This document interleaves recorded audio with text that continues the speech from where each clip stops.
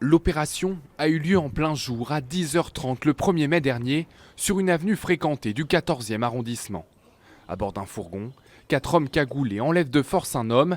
Ils l'emmènent à une vingtaine de kilomètres de là, à Palaiseau dans l'Essonne, où la victime sera séquestrée dans un pavillon pendant plus de 48 heures avant d'être libérée par les hommes de la BRI.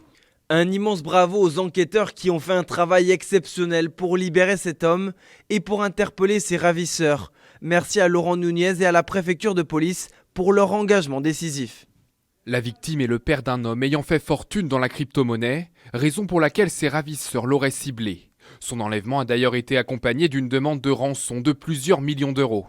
Ce sont des opérations qui sont relativement sophistiquées parce qu'il faut d'abord identifier des cibles.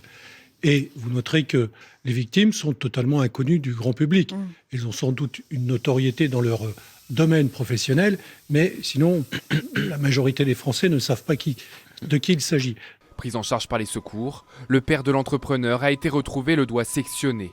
Une blessure distinctive qui rappelle évidemment l'enlèvement en janvier dernier de David Ballan et de son épouse, lui aussi professionnel dans le secteur de la crypto-monnaie. Il avait été enlevé 36 heures par un commando.